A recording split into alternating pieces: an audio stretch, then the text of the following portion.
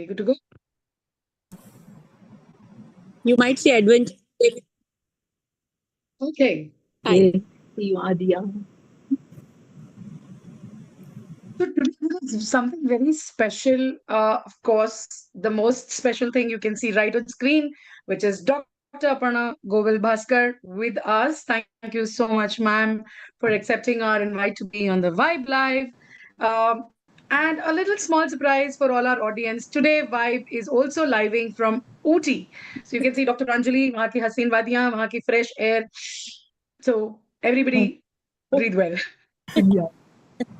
Through her. A very warm welcome to another empowering episode of the Vibe Live, a hexalogue. The Vibe that stands for Women Inspire, Build and Enhance is a platform dedicated to fostering women's excellence. It brings together women doctors from diverse specialties to share knowledge, leadership experiences, and personal journeys that inspire both growth as well as collaboration. The fundamental pillars that form the vibe are physical well being, mental health, financial wisdom, and professional excellence. Through its various initiatives, Vibe strives to build a strong community of women professionals who uplift one another. I'm Dr. Ritu Johari, consultant diabetologist and metabolic expert practicing in western suburbs of Mumbai. With a unique, diverse background, with a decade and a half spent in pharma industry, behind scenes of drug development, and now into clinical practice since last half a decade on the other side of the table, which is treating diabetes, thyroid, and obesity. Besides clinical practice, I also contribute to research and medical writing as a co-founder of RFECT, which is a medical marketing agency. But what brings me the utmost pleasure in sharing is introduction of this exclusive initiative, The Vibe, as a founder of one of its kind platform that targets fostering women excellence. I'm indeed blessed to be complemented by my husband, who's an orthopedic surgeon, and our family feels complete with a teen son and a toddler daughter. With that, let me introduce you to our team wife, Dr. Lotika. Hello. Hi. Hello, Dr. Aparna. Welcome to our Vibe Life Hexalog. I'm Dr. Lotika Purohit, a diabetologist and a lifestyle medicine physician practicing in Colaba for the last 3 decades. I'm also a visiting faculty executive committee of the Research Society for Study of Diabetology in India. But this new initiative of ours, which we have co-founded about 6 months ago, is what really, makes our Wednesday afternoon so inspiring when we get a star speaker who's a woman physician, who's an achiever in her own field. And there is so much of learning and sharing of experiences which we enjoy. Now I hand over to Dr. Rukaya for her introduction. Hi, Aparna. Thank you so much for accepting our invitation. And I'm Dr. Rukia Surya Sheikh. I practice diabetes, thyroid, and as an obesity specialist in Mulund for the last decade and a half. And this journey, it has taught me that healthcare is not just about treating numbers, it's all about understanding people. While I'm not in clinic, you would see that I'm working out. I love to play carom. And this Wednesdays, with great company and meaningful conversations, which make you think, which make you laugh, are the most, uh, is what I look forward the most during the week. Lately, I have also started painting, my way of adding little color and calm to the chaos of daily life. So I'm truly excited to be here today to hear from you. Over to you, Dr. Lotika. Sorry, Dr. Kavita. You're done. Thanks, Dr. Rukia. Hello, Dr. Aparna. Good afternoon. Namaskar, everyone. I'm Dr. Kavita Rane. I am a diabetologist and obesity expert practicing in Mumbai at Rane Hospital. I have my own clinic called Diabetes Total at Rane Hospital. I'm the director of operations at Rane Hospital. And I also practice at Apollo Spectra in Chembur. Apart from diabetes, I love to create content nowadays. That is the latest that I'm doing. And I love to be on the vibe every Wednesday because these girls you see here, they are just amazing. They do crazy things, and I love doing crazy things. So thank you so much, and I love all of them. So over to Dr. Pranjali. Hello, good afternoon, ma'am. I'm Dr. Pranjali Shah. So today I'm live from Ooty. and you might see some little bit adventures because there are 3 4 monkeys also sitting next to me and they are listening to this conversation. So, so I'm Dr. Pranjali, and I'm the director and chief diabetologist from App Diabetes Clinic. It's in Mulund. I love treating young diabetics patients and help them live longer and stronger. But apart from that, I enjoy nature. I enjoy wildlife. I enjoy spending time hiking, trekking. So that gives me a lot of happiness and connecting with you leaders like you and specialist doctors. Yes, sir, you So can start now. thank you so much for joining, ma'am. And over to you, Dr. Ritu. Yes, I'm so excited. We have monkeys also added on to our Vibe audience list today. I hope they don't run away with your phone. I Exactly. agree. I agree. Imagine instead of Pranjali, we have the monkeys facing on the phone. Oh my God. Okay, so good afternoon once again, everybody, a lovely audience. So transformation is never just physical, it is biological, emotional, and kind of deeply personal. In fact, when you look at weight loss changes appearance, but metabolic transformation changes lives. By the way, why am I talking of transformation? So, as you all know, obesity is now considered a disease and needs to be treated. So, in the era of the GLP-1 RAs, the fake originals, Ozempic facies, all of these news that is being created, focus actually needs to stay and be brought back to obesity, implications of obesity, and the benefits of weight loss.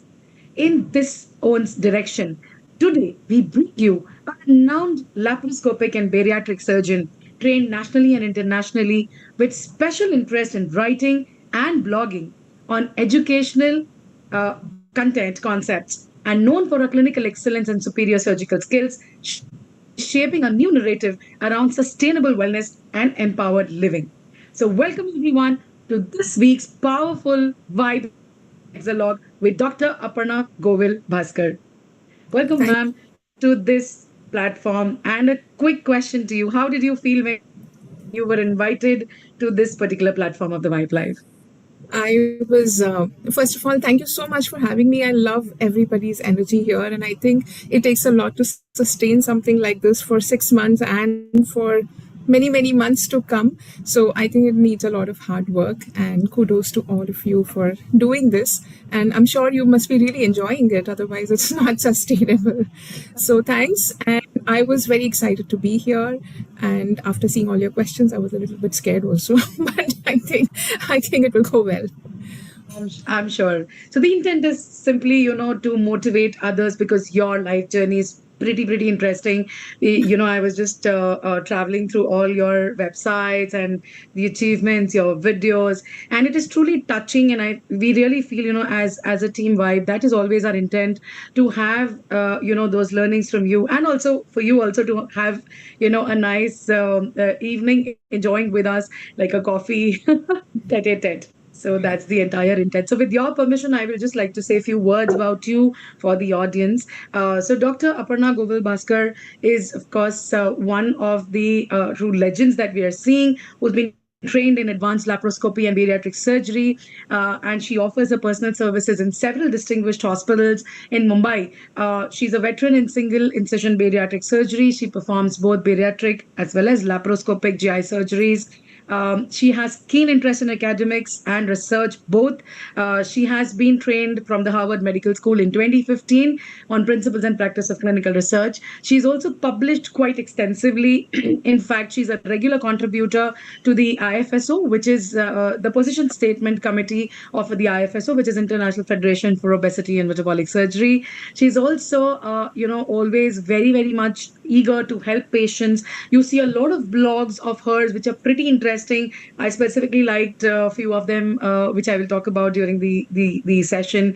But a very sought after faculty and speaker in conferences. She's also an author of books like Dear People with Love and Care, Your Doctors. In 2019, she also co-authored the Silver Lining Sleeve Gastrectomy textbook book in 2016. She's also worked in for book of management of nutritional and metabolic complications of bariatric surgery, and also has a book which is Bariatric Recipes, a global cookbook from India. She also has other textbook chapters to her credit. And another thing which is very interesting, like Rukia said, she also loves painting. She's an avid painter. Her work, in fact, receives rare accolades even from art connoisseurs. So we would really be interested in seeing your art as well, ma'am. So Thank with you. that, Thank you so much. so with that, let's welcome Doctor and Dr. Kavita over to you for the first segment. Thanks, Dr. Rattu. Amazing information there, Dr. Aparna. We would love to visit and look at all the amazing artwork that you've done. So, moving on to the first segment, it's about your journey, like the girl who chose the knife. That's what it's called. So, in a world where women's education was a luxury, you chose not just medicine but surgery, the hardest room to walk into and the hardest to stay in. So take us back to the very beginning. What was the moment, the person, or the feeling that made young Dr. Aparna say, I want to be a surgeon? Like, was it a decision or a quiet knowing? I think it was. So I always wanted to be a surgeon, and doing MBBS was just a way to get to be a surgeon. And probably it came from my grandmother, who would always look at my hands and would say that, "Arey, tumhare haath aise hai, you should become a surgeon." So I think it was so ingrained in my psyche from the beginning that I never thought of any other field. In fact, even in my MS surgery counseling, we're supposed to give three choices, and I gave surgery, surgery, surgery. I was that naive. So I didn't even think for a second that I will not get it. And I think it was just surgery chose me instead of me choosing surgery, I think. Wow. What is the one specific moment? Is there anything like, okay, this is a life-changing thing that happened, and which is why I was like, okay, I want to be that. Is there something like that, a story? I was born a surgeon. I think it was just something which I just knew that this is the road and I have to be on this road. So there was Amazing. no one changing moment or anything like that. All right. So at MGIMS Sevagram, you Yes. became the first woman in over 20 years to specialize in general surgery. What did that room feel like when you first walked in, and what kept you from walking out? So when I actually, like I said, I said surgery, surgery, surgery. So everybody sitting in that room, the counseling room, I think the first thing that it did was to discourage me, and they were like, you should not be taking surgery. Think twice, And as it happened that before me, for the previous 2 or 3 years, there were people, lady who had taken surgery, but they didn't want to persist with it, and they left halfway.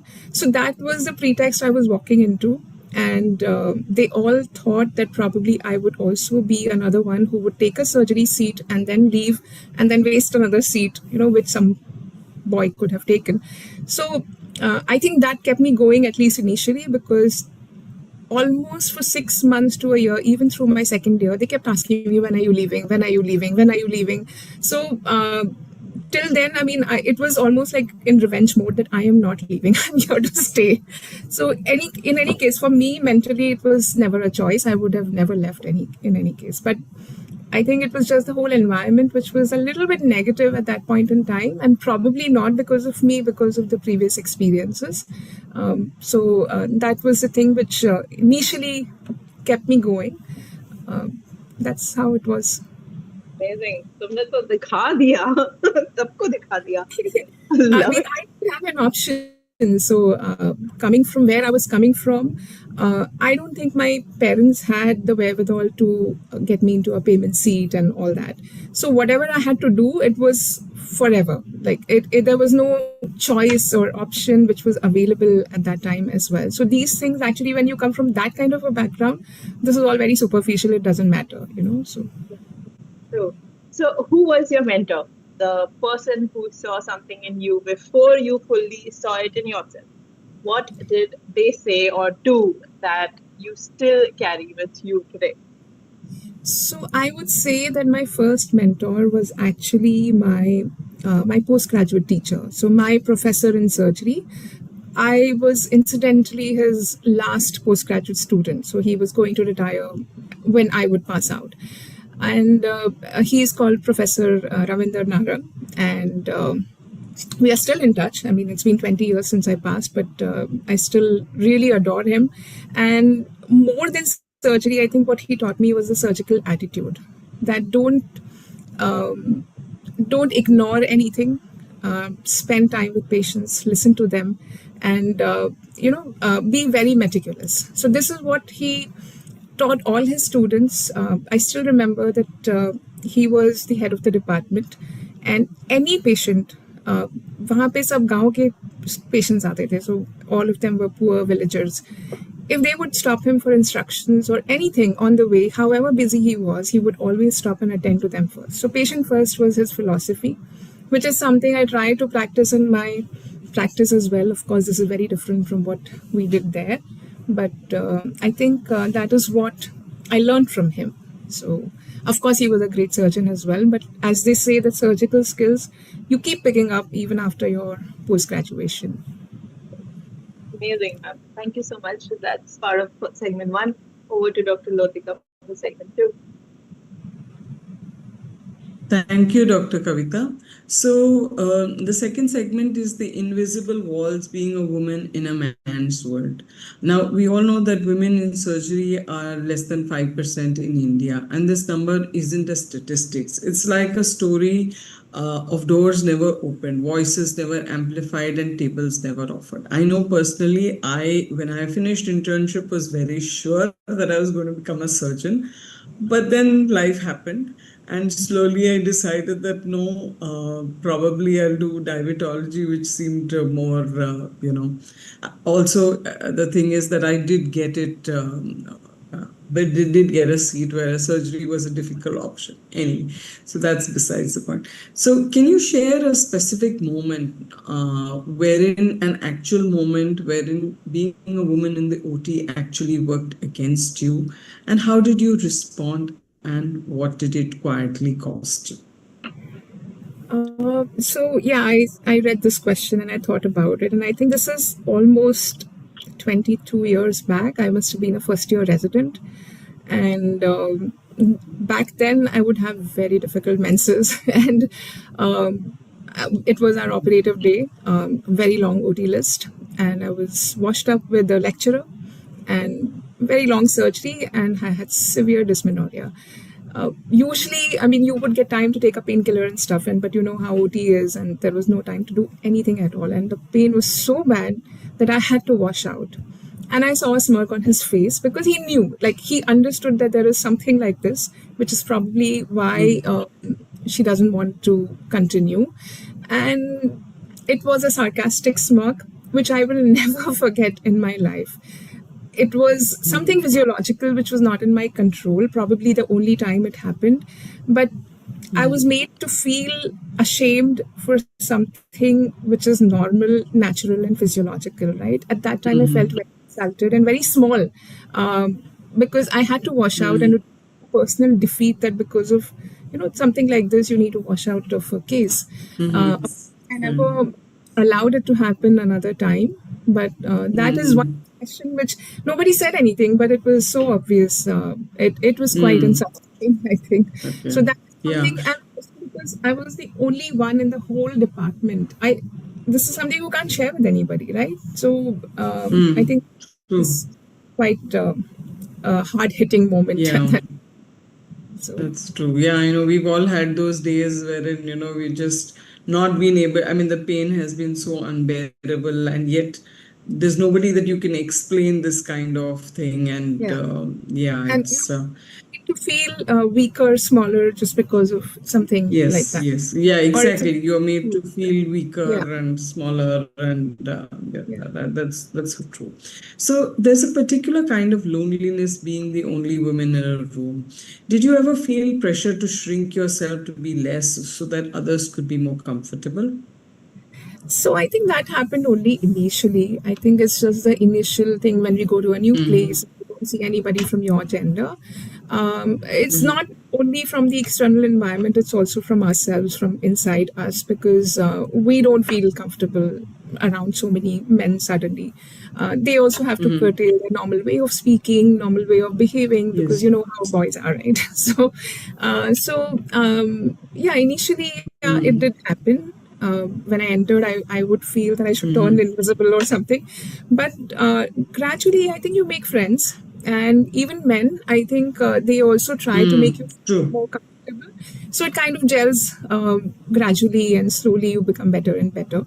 And Yeah. I think Yeah. by the end of second year, it was pretty okay. Same thing starts happening when you come out into the professional zone, that when you start going out for conferences. Obviously, most of us wouldn't drink with the guys, or things like that. So there, you do True. feel a little bit left out, but then gradually you do make friends. You do find people who feel comfortable around you, or you feel comfortable around them. True. It's like True. just That's a right. relationship, basically. Yeah, that's true. Now, I know initially it is overwhelming to be the only woman in the room, but then later on, I think you realize that you're not there because you are a woman, and probably that's where what makes you comfortable also, and as well as, Correct. So, like, my colleagues would actually tell me that they would actually forget that I'm a woman. They would think of me as one of the boys. So, True. Yeah, true. I so mean that's yeah, the thing that after a point of time, I think we have to make our position irrespective of our gender, rather correct. than focus on that. So, what would you say today, looking directly into the camera, to a young woman who's in the first year of surgical residency, who's probably questioning whether she belongs over there? So first of all, I don't think nowadays women are questioning as much as we would question in our time. So Oh things are yes. changing a lot, and now when I'm going to my hospitals, most of the DNB surgery students are actually girls. So I think beyond the Okay. point, the boys will have to think whether they should be taking surgery or not. So I think Yes. things have changed a lot. Even otherwise, I think if somebody does happen to question themselves, also, I think we should totally remove gender out of our mind, and we should just work hard like we would do in any True. other specialty. There is nothing different. So This.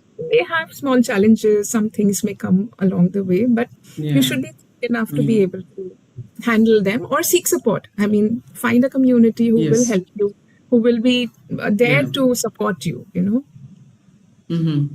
Yes. So Yeah, that makes sense because these days I suppose there are a lot more women in the surgical branches, and they're also very competitive in amongst yes, themselves as well as. But finally, as women, I think we all seek our own tribe, our own support system, and yes. probably that's very nice.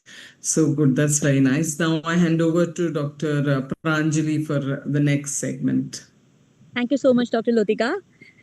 So, ma'am, it was lovely listening to you. And, ma'am, next segment, it is more personal, and we see a lot of obese patients with obesity, and they struggle with a lot of mental health issues or behavioral issues.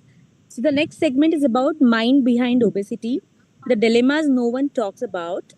So, we treat obesity on the table, but there are a lot of issues which they face, and we can't scale those issues. Like they have shame, grief, identity loss, they have broken relationship, even the self doubts, which the surgery can't fix it.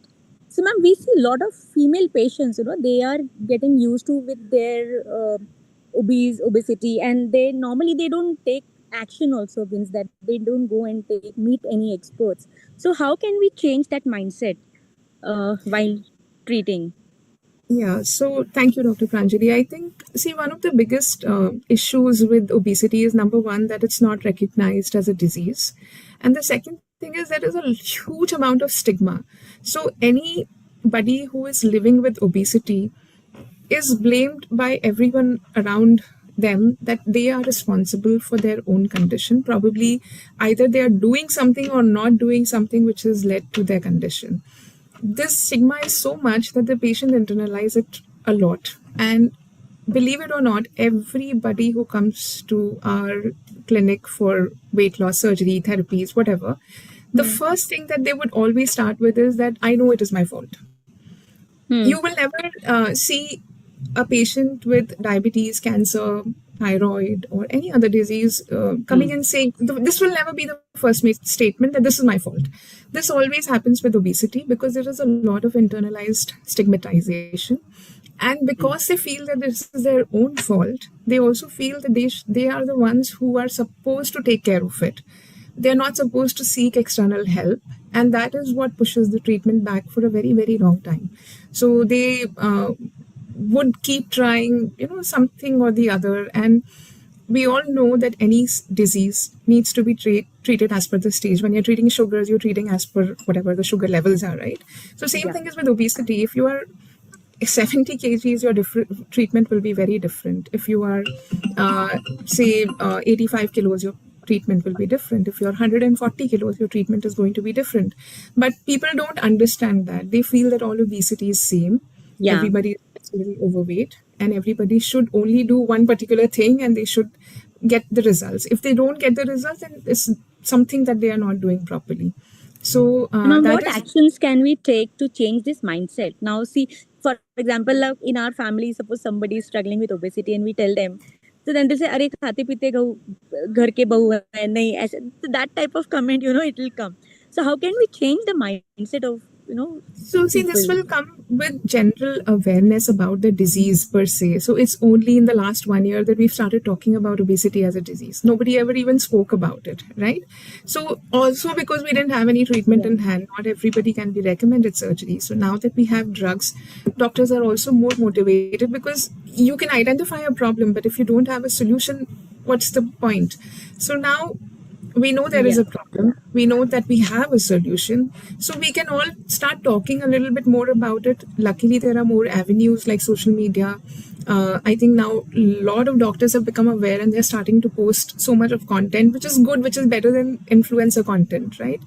So that way I think we can create a lot of awareness, and every person we come in touch with. So in our clinics, you know that patients with diabetes are also living with obesity. Their family members are. So we need to guide them and tell them that this is a problem and there is a treatment. You need to start taking treatment. So it will not happen immediately. I have patients who come for surgery after 10 years of consultation, 5 years of consultation, but at least they're coming. So I think we will need to be patient, but gradually things will change.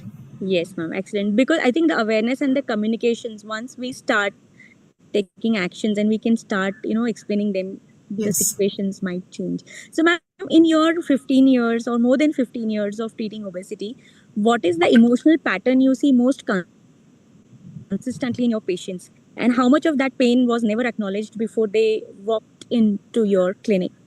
So almost everybody cries. So it's very unbelievable that most people actually, when they see so many patients with obesity outside the clinic, people feel that, oh, this is cosmetic and this is not very serious. There's stigma against people practicing obesity as well. That you are considered inferior compared to your GI colleagues or onco colleagues and things like that.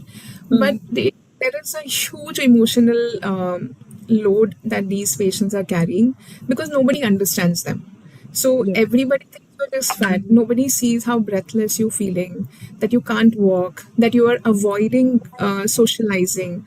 Even if you go to a funeral and want to sit on a chair, somebody will make fun of you, right? You can't have a baby, you can't get married. There's so much pressure, or people are pushing you to get weight loss only because they want you to get married. So there are a lot of socio-cultural issues which come with obesity, and it there is a huge burden which is apart from the disease burden itself. Yes, ma'am. And ma'am, now once they undergo surgeries, now they are used to living with large bodies, right? And after the surgery, suddenly it changes their appearance. So, how do you manage them or counsel them psychologically also? Because it is a big change for them. Yeah, so that happens. So there are good things and sometimes not so good things which happen. Good things, of course, most patients what we see is an increase in confidence, increase in happiness level. Generally like feeling better, happier, and things like that. But there is also a section of people who tell me that suddenly they get more attention from spouses, so which was not there before, and they feel very bad because they feel that it's just the body that has changed, the person has remained the same, right? There is no change in the person. So which means that so much focus was on the body only.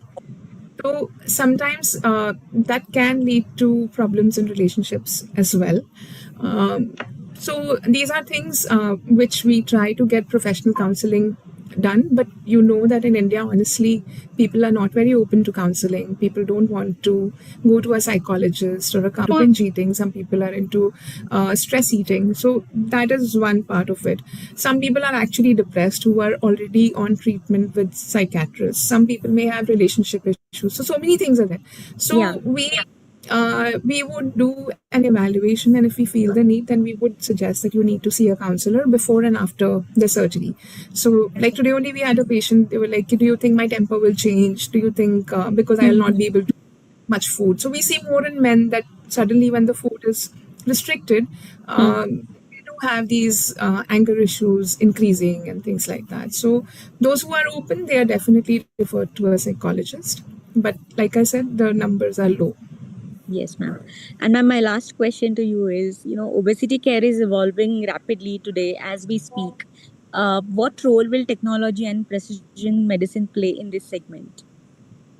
So I think it is evolving and it's going to evolve for many, many years to come. I have always felt that obesity medicine and surgery is at least 50 years behind oncosurgery and oncomedicine. So we are at that level right now.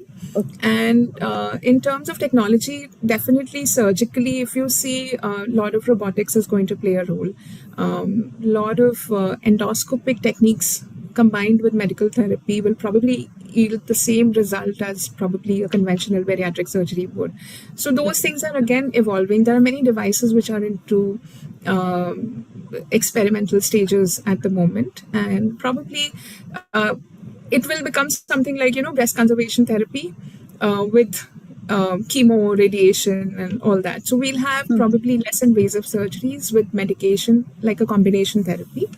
Okay. And I think also in terms of predicting outcomes or predicting who will be a candidate on whom we need to work harder for prevention or work who will probably benefit from what kind of treatment, what is the trajectory that this particular patient is going to have in future in terms of their progression of pathology. So I think those things are still not there. We still don't know which procedure will be the best particular option. So it's just by our clinical acumen and judgment we decide today. But we don't have any predictive markers, which I think should be there eventually. Excellent, ma'am. Thank you so much for your insights, and over to you next for the next segment. So, Thank you. Thank you, Dr. thank you. Pranjali. So Aparna, it's been so wonderful hearing you, and the things that you're mentioning. It's just like there's so much with obesity that a patient is dealing with, and I think the joy and the satisfaction that you would be getting by treating them, it's not just giving them the body that they wanted to or they desired to, but also giving them back their dignity, giving them back their confidence and giving them back the courage that they always wanted to have. So I think, that is a greater achievement in a person's life rather than, Thank you. yes. So, yes, obesity is a predisposing factor to many diseases, but it does not define you. So, all of these other things are also very important. So, my segment now is about your favorite things that you do, which is art and paint. So, because you operate with a scalpel on the weekdays and you use a paintbrush on the evenings, and they both require a steady hand, a trained eye, and the courage to begin on the blank canvas. So, Aparna, I have seen your paintings and they are truly beautiful. So, the difference is that when I paint, I take a reference picture and I paint. But what I have seen from you is you make your own what you consider should be the way, whether it's about the doctor or some of your paintings have been just so totally mesmerizing. And what you have always said is that surgery is also an art, and you said that every tissue commands respect, every step is a stroke. So how literally do you mean that? And do you think that your painter's eye, does it actually change how you see the anatomy in front of you? I think I only have one thing to say, Rukia, that both the things require you to do it with love and with a lot of joy. So earlier I would operate to avoid complications. Now I operate to make somebody's life better. right? Wow. So that is the difference which I think painting has made to me, that I've started enjoying, because surgery can be very stressful because somebody's life is at stake. Painting mein kuch galat ho gaya, so you can always correct it, but surgery you can't go wrong. But I think that stress, if you have that stress inside you, you will never do a good job. So you have to think of the positive outcome, that this patient is going to do better, they're going to have a better life. So I always pray before the surgery, before I put the first incision. And this is the thing, that okay, I want to visualize what his or her life is going to be. And then I think it goes very well. So then I have to enjoy it, whether it's painting or surgery. I think both are then I think not. that's the most non-surgeon thing I've ever heard from a surgeon's mouth. But I've always thought about it, that I used to be so stressed. Like, even if you tell me 6-7 years back, if I had a big patient, if I had a complicated surgery, I wouldn't sleep in the night. I would be so like this thing. I don't know when the switch happened. It happened organically. There's nothing I did to do it. But suddenly one day I was thinking that, why am I not like getting stressed now? Why am I not feeling so overpowered and overwhelmed by this whole thing? But yeah, so that's what I realized, that probably I'm not scared and I'm not stressed, and I'm enjoying it a little bit more. So I think our intent comes out in the whole thing. Yes. I think, yes, that makes a lot of difference when we are seeing our patient, the intent behind it. Yeah. Whether it's a consultation or a surgeon, I think Yes. it always makes a difference how you make the patient feel. Always Yeah. takes you far more than what you do and how you treat the patient.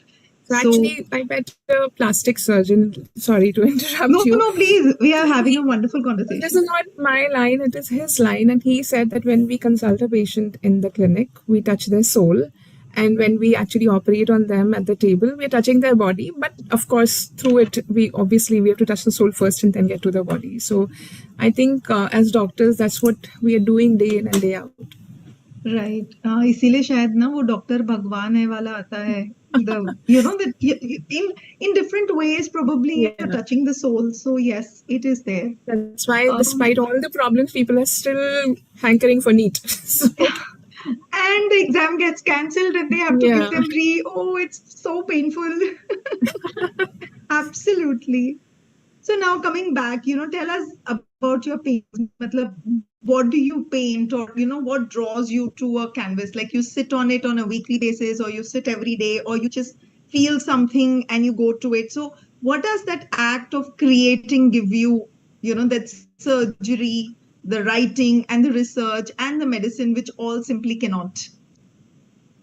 So, so for painting, I think it's something which comes from inside. I think you paint also, and you know that the day you have to paint, you have to paint. Then whatever pending work you have, it's all on the side.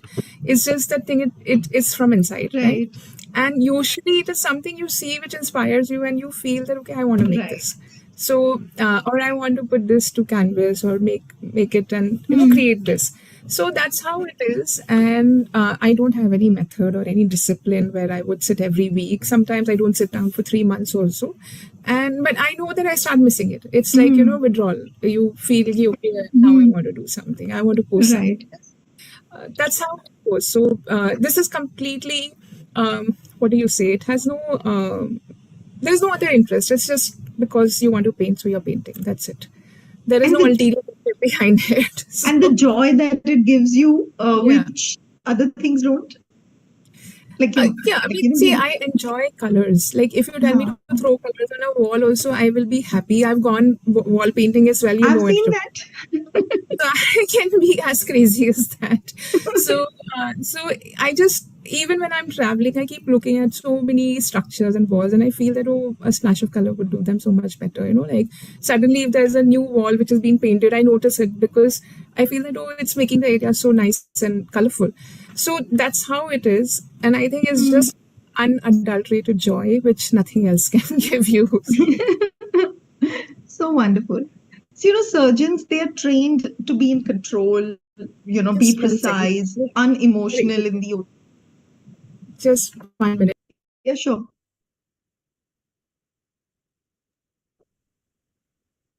If you don't mind, can you give me 1 minute? Yeah, sure. Yeah, one.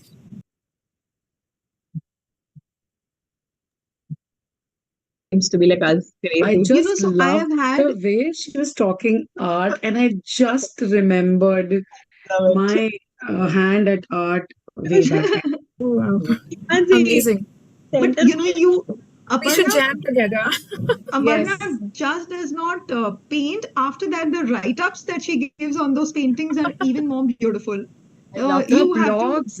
yes, yes. So she writes equally well, not just paints, so she's able to get that on in words as well, what she is actually thinking about it. So, okay, coming back. Yeah. Surgeons, they're trained to be in control, to be precise, and they're unemotional in the OT. And painting is often the opposite. You surrender, you're just feeling the uncertainty. How do you hold both of these truths inside the same person? Because I know that the outcome will be good for both the things, right? So, whether it's surgery or painting, so you can't go wrong. I think everybody can paint. You just have to take the colors and start, and whatever you create will be beautiful. Same thing in surgery, I think, with a little bit more intent. We know that the outcome is going to be great. We are going to relieve somebody of pain. We are going to make somebody uh, get relief from a lot of problems. Their life is going to be better. So I think that is the main crux of both the things.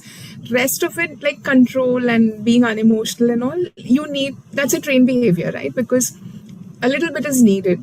So if Why? we don't, um, I mean, यार in surgeon बड़े surgery, खड़ूस होते हैं यार मतलब see, physicians are थोड़ा सा nice and pally but the surgeons सारे come with that सर्जन खड़ूस aura नहीं of it होते. that oh we are surgeons. I don't know the No, no, people. that is old fashioned now. So that's No, not I true need to meet anymore. the newer surgeons too. Yeah, you need to meet the newer generation. I think a lot of newer generation is quite nice. so, but yeah, I mean, see, you need to have a little bit of distance because otherwise you can't take calls which you need to take during a procedure. So that's trained behavior. But like I Okay. said, you know that outcomes are going to be good, and you need to. The paths may be different, but the outcome is the same for Yeah. both. I guess it just helps you to trains you to be more objective and not get subjective Yeah, because patients yeah, are always telling no surgery, less surgery, small surgery, thoda hi, how long surgery. So you need to be in that, yeah. precise answers that this is what it is and I know exactly what's going to be done. Correct. So you need to reflect some confidence to them because Huh. it's a battle that they are also taking without hiding complications, but don't overdo them as well because I always tell them it's like taking a flight. We know that crashes happen, but not to everybody. It's very Right, rare. right. But you So, still need to continue the journey. So yeah, true, true, true. So you think has art ever helped you, process something from the operating room, from the surgery that you had, that you could not put it in words and, like a difficult case or it was a loss or there was a moral conflict between the patient and you think, that helps you to process the whole thing? definitely. So, I mean, see, patient outcomes can be very, very stressful, especially early on in the career. I think as we grow older, we are able to absorb the stress better. But earlier, we all, I think it's not only me, it's everybody I know, have sleepless nights. Even if there is one small complaint, you're like, oh my God, something is going wrong. So, there is, I think, a good 10-year period, which is extremely stressful. You get stressed about things that you don't need to get stressed about as well. So having these hobbies, especially art, I think it's very calming and probably it helps you to process it better. It calms you down and brings you back to a logical thing, okay, okay, fine, everything is okay. So it's more for yourself than for anything else. Right, right. It's just been so amazing, Aparna, to like I said, earlier, you're such a non-surgeon, but I'm sure, when you are there, you're just as precise, as confident, and you know exactly what you're doing. So, this side actually, the side of medicine that textbook are rarely teaching us. that you know scientists are non-emotional and surgeons are non-emotional, we are actually seeing that they do get affected too, and actually these hobbies like this keep them sane where they are. It was Thank wonderful you. having such conversations, and over to you, Dr. Kavita, for the next segment. It's me. Indeed, I completely echo what Rukya just mentioned, that, when it comes to hearing these words through your, your journey reflections, I think that really gives us that feeling that, ultimately, it is no particular definition that a person needs to be in those shoes to be a physician, aka a surgeon, aka a XYZ. So there's no segment as such, if you have a passion. I think it all boils down to that. And I really love the way you said I was born to be a surgeon. I mean, when you said, you filled in surgeon, surgery, surgery, surgery. So I think it's all about the passion that you have in your heart, because that's what makes you excel in those areas. And like you said, the switch also happened towards the, having that restless night before a wild surgery, a difficult surgery, versus getting more calmer with experience and with time. I think this is what exactly we love having these kind of conversations, because they're so effective, they're so good for us also to stay motivated onto our line. So thank you so much for beautifully answering those. So now we come Thank up you. to a segment, Dr. Aparna, which is the audience ask. We always have some questions come up from the audience so that we can also involve their queries to personalities like you. So the first one, which is here, comes, of course, you answered one bit of it, but basically many women carry guilt about choosing surgery, and if you could give any particular advice or a sound piece to them, for women who are sitting beside at home and watching this right now, what would that piece be? I'm not sure if there's guilt about doing only one particular branch. I think women in general have a guilt about working. So, um, of course, I mean, everybody has it. I also have it. Even now, I have it many times. But I'll just share an incident which happened very recently, like 10 days back. So I was Okay. supposed to fly to US for a conference, and my son Rukia knows him, and he's now 12 years old. So he's not that small, but he's not that big either. So every time I have to travel, his thing will be like, don't go, why do you have to go, why you only have to go, so things like that. So then finally, I was like, okay, fine. And it really pulls you very hard. You feel like canceling everything and all that. So I sat him down and I said, look, like out of 600 people, there are only three of us who are going from India and we are representing our country and all that. So I gave him a little download of everything. So a few more hours passed. Then in the night, I was putting him to sleep. And then he says, I'm proud of you, Mama. So Oh, I felt so good, that it is important for us to hold on to our identity as well. And we've worked hard, we've used so many resources from the government and got a coveted seat. So I think it's our job to give back and to do it to the fullest of our capability. So whatever we can, I think we should.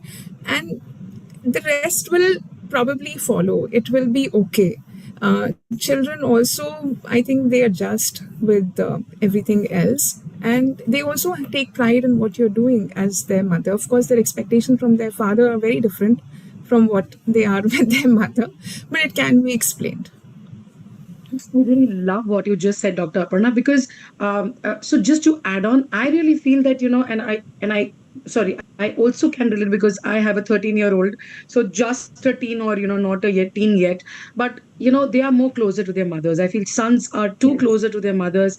And Yes. again, though they may have a different camaraderie with their fathers, but then, when it comes to motherhood, that's completely a mother's job. Nobody else can do it, no matter whatsoever. And you can never grow out of that job.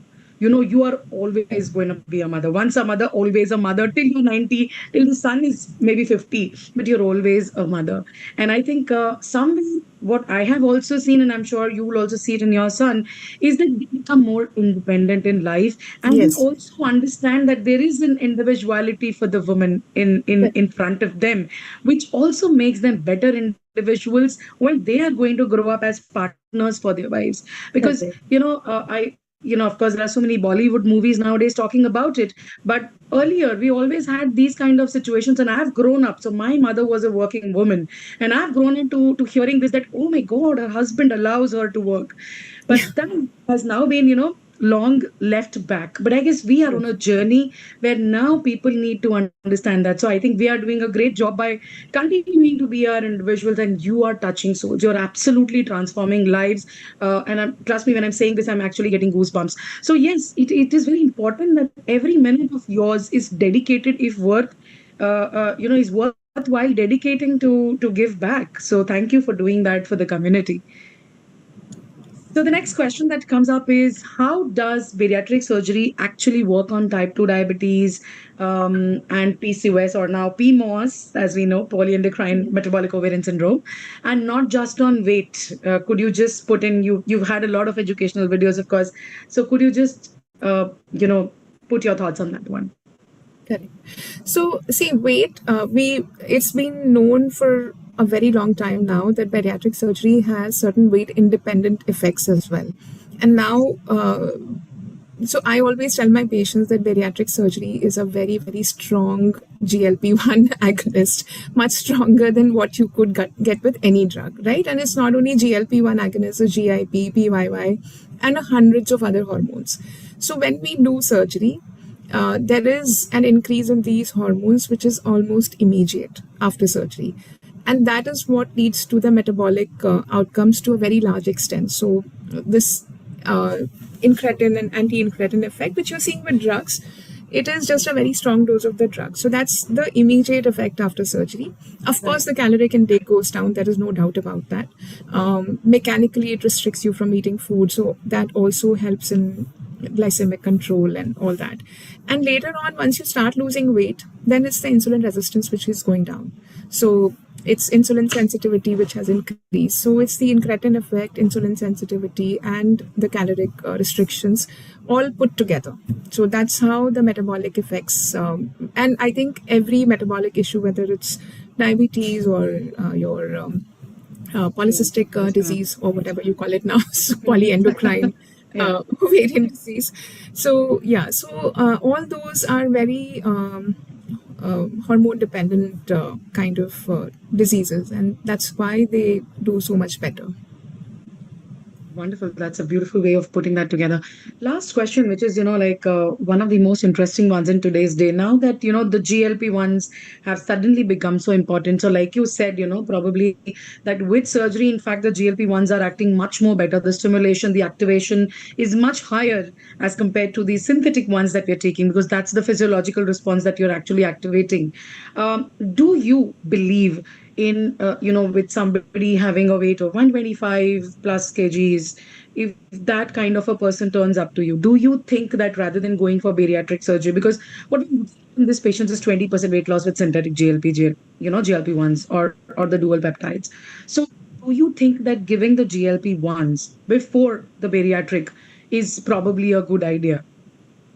So see here, no, at the moment, I think there is a big role for shared decision making. It is our job to educate the patients. We should be talking to them about all the options that are available.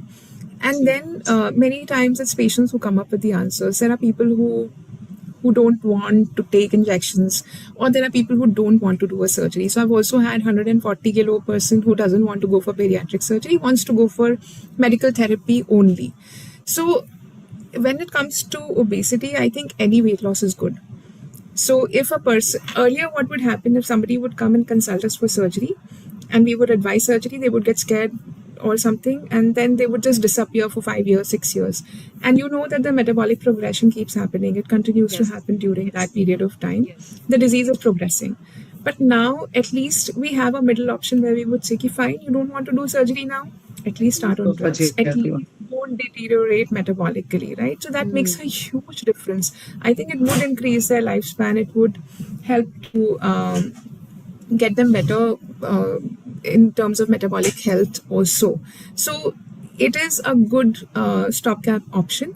And if the patient wants to continue, there are some people who are happy to be 120 also, if they are functional and if they are able to get their jobs done. I think it's okay. We should give that option to the patient. There are also people who come and they tell us that they don't want to take lifelong medication. They would want to get a surgery done. So our job is to tell them the pros and cons. But I always feel that something is better than nothing. Beautifully answered again. But I think, yeah, I also take learnings from that because, yes, sometimes, when the patient comes to you and says, okay, what is 20% weight going to look at me like? Say for a somebody of 100, probably a 20 kg is still great because they are coming back to Yes. 80. But somebody is 140, I don't think GLP-1 is the final answer to get that person to complete metabolic transformation. So, of course, as a physician, it is also my responsibility to tell them that, hey, look, this is what this drug is going to offer Yes. you. The 140 is not going to go back to 80. That is not Correct. what you should be looking at. So, definitely in the future, you may want to talk to a bariatric surgeon also, and or rather take it now that, talk about it because tomorrow you shouldn't feel that I took so many injections, I spent so much, and now ultimately I had to come back to bariatric. So I always like to talk to them the same way that, this is what is the option, but then you have to know where you're starting and where you're going to be ending up with this and what is the long term, things for Absolutely. you that are there in line. Great. Shift gears, Dr. Aparna. I'm going to stick on with you, but we're going to have a little lightening up with the signature rapid fire of ours, which is called as Pulse of Life. So I'm going to shoot few quick questions to you. So whatever comes to you instinctively can be answered honestly. Yeah. So quick 10 questions. Are you ready? Yeah, I'll try.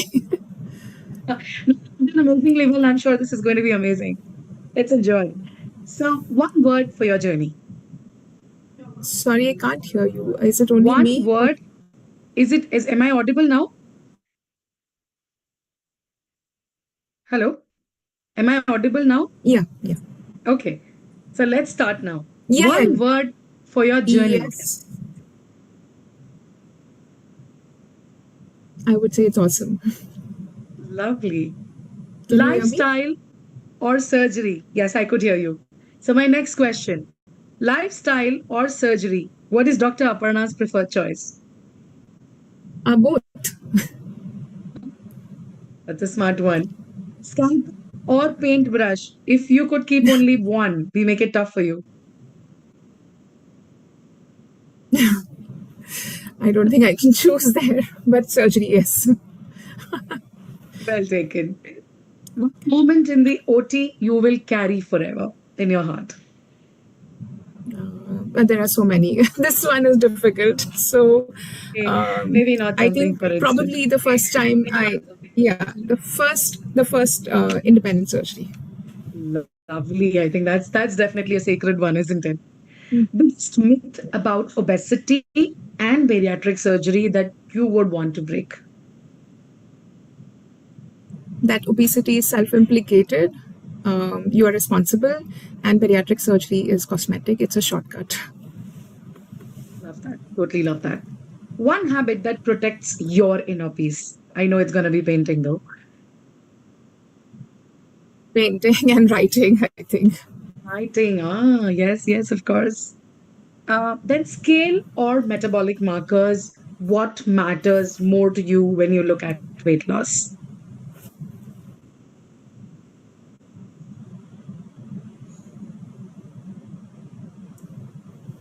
The scale, the numbers on the scale, or the metabolic markers that matter more to you when you see weight loss?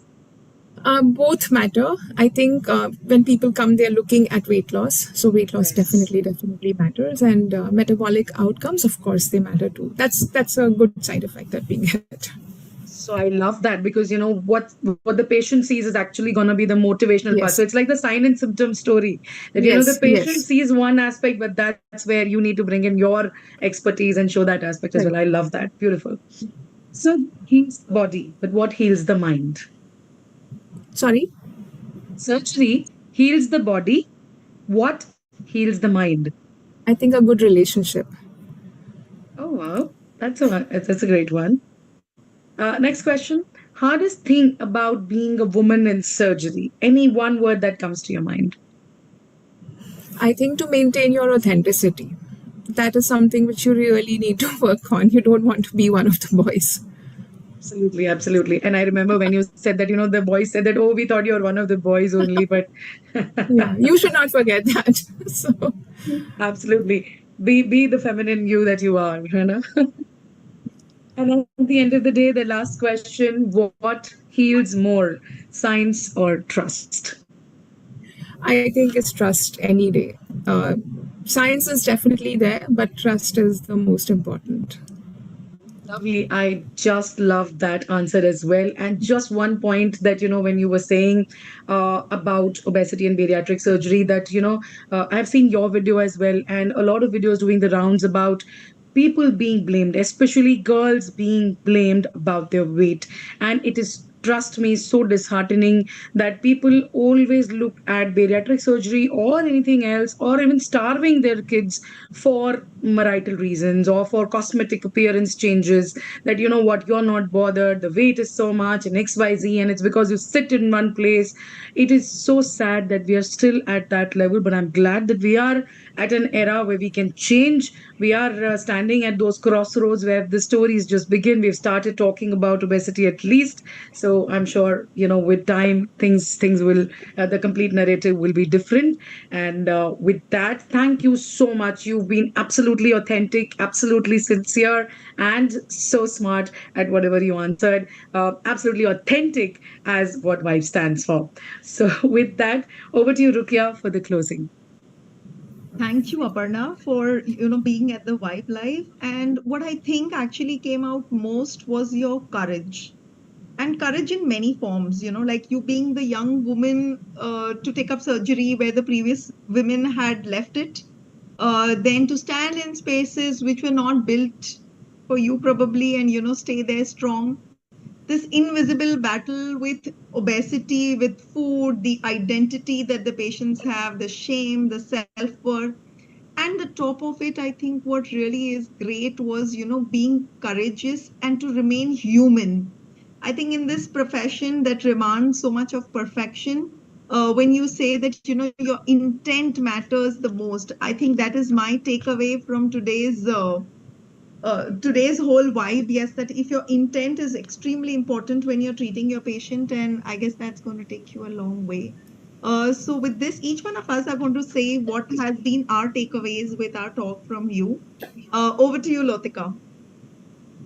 So there's so many things. I mean, I do relate to you being a young surgeon in the room with no other women around, and I've been there in that position, so I fully understand what you must have gone through at that point of time. But on the other hand, I'm very fascinated by your journey. I don't know whether to address you as an artist and a surgeon, or a surgeon who paints, or a visual artist and a surgeon. And it's really very interesting. What I really liked was that you said that touch the soul of the patient and then treat the patient. It was so deeply touching, because I know as a surgeon, it always is, people later on comment that galat surgery kiya, and things like that happen. But when you pray for them and you pray for their and visualize their outcome, it is so powerful. I don't think I've heard such a powerful statement before. It's really very nice. Thank thank you you. for Thank that. you so much. I think So I Kavita will or say, Pranjali. Yes, Pranjali, Pranjali. so ma'am, it is Pranjali. more than the wordings, it is the feelings what I could feel when you were talking. Calmness when the way you were talking. Success depends on, even if you are a successful, the way you're maintaining your calmness and you're grounded, that plays a very important role.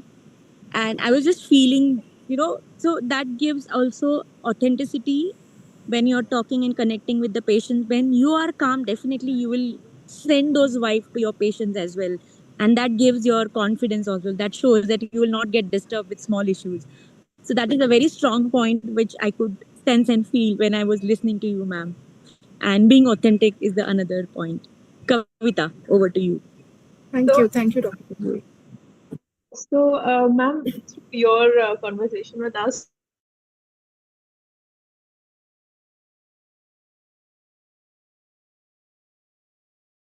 obesity is not a disease, it's a disease. Recording in progress. Again, so much that really inspires. But one thing that sticks on to me, Dr. Aparna, is I feel you are a very silent conqueror, and that is what I love about you because it's like, वो बर्तन बजते हैं. I'm sorry, I'm using native language. बर्तन बजते हैं तो पता चलता है बर्तन है. But with Dr. Aparna, I think her work speaks for herself. Her passion speaks for herself. And I think that is what you've been. You were, as a child, you knew this is what you wanted to do. You went ahead and did, no matter whatever obstacles came your way. Similarly, when, you saw that people were waiting for you to quit, the line that you were in, but you ensured that silently you let them do the corridor talk, but you continued where you were. It's very difficult in today's day when you have 10,000 people talking something else, but you continue to, have the focus on and stay targeted. So I think that passion is truly not just the word in literal. I think you really define the word passion for me. So I think that gives a lot of power to a lot of women like us. Thank you. Thank you, Dr. Ritu. So with this, So let's we do the end our vibe with a signature vibe. So please join sign your off. hands. And on the count of 3, we say be the vibe. Okay? So Okay. Do I one. get to thank you guys? Okay. You may also say please. Few words. Yes, please. So I wanted to say a few things about all of you, and I Please. think I've attended your conference as well.